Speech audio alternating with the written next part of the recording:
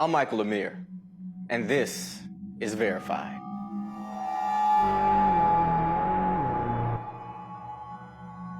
Today, Trump is at the G20 summit.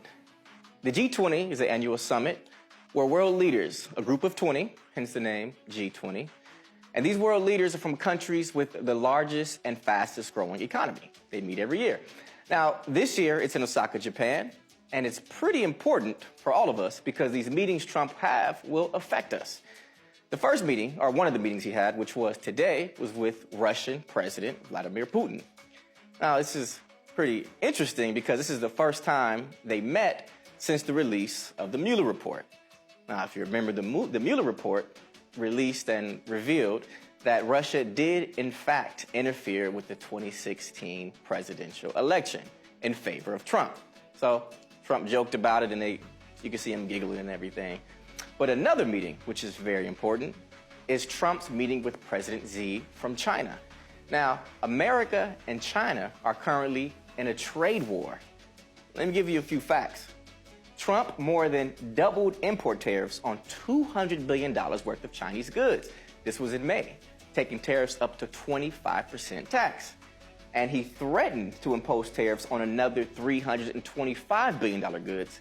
And in retaliation, China increased tariffs on $60 billion worth of U.S. goods. So this meeting tomorrow is pretty important to them discussing this, whether or not they can come to an agreement. Now, asked about this meeting tomorrow, Trump is quoted as to say, "At a minimum, it will be productive. We'll see what happens tomorrow. It'll be a very exciting day, I'm sure. It's going to come out hopefully well for both countries." Now, I know a lot of American businesses are hoping it goes well, Apple being one of them. Apple was hit hard by the tariffs so much, they wrote a letter to the American government asking them to cool on them. And if they don't stop these tariffs, they have to move their companies from China to a different Asian company, which can affect everyone with Apple products. So we're going to monitor that. So while Trump is in Japan, here in America, the Democrats had their first national debates. Now, these debates cracked off Wednesday. It's 20 candidates in all. 10 went Wednesday, 10 went Thursday. On Wednesday, you had Elizabeth Warren, Cory Booker, a few others who tried to make a name for themselves. And yesterday, you had Kamala Harris, Joe Biden, Bernie Sanders, and they have highlights online. You can go check it out.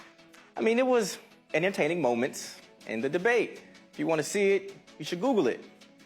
But, you know, I'm a part of a demographic that's seen the debates the other day as just rehearsed antics.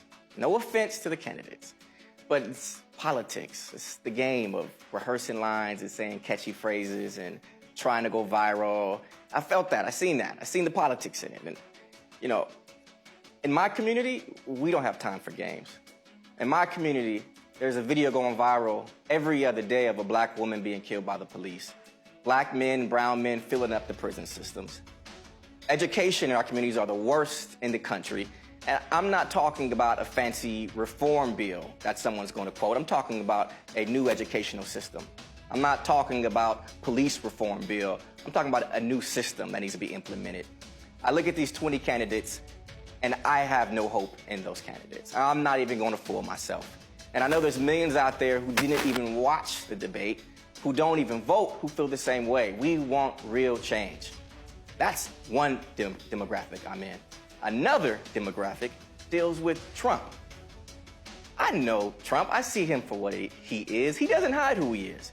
Minister Farrakhan said it best. If Trump is elected president, he's going to take America to hell on a rocket ship. And that's what he's doing. I have no hope in Trump. So where does that leave us? My only hope lies in the people. I feel the power is in us. I feel we have to make the change. The government is supposed to work for us, but we're so disunited we can't come together. If we came together, then I believe we can make real change. How do we do that? That's up for a whole different, that's a whole different time, a whole different debate. That's something else to talk about. But for right now, with this, I'm not impressed with any of that. But I want to know, what do you all think?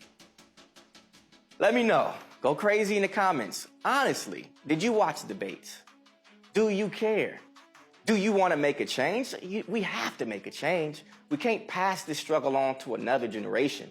We have to do something. So are you going that route? Are you voting? Are you doing, like, what do we do? I want to know. I want to hear from you. What do we do? Leave a comment. Remember, like, share, subscribe, and tune in every day.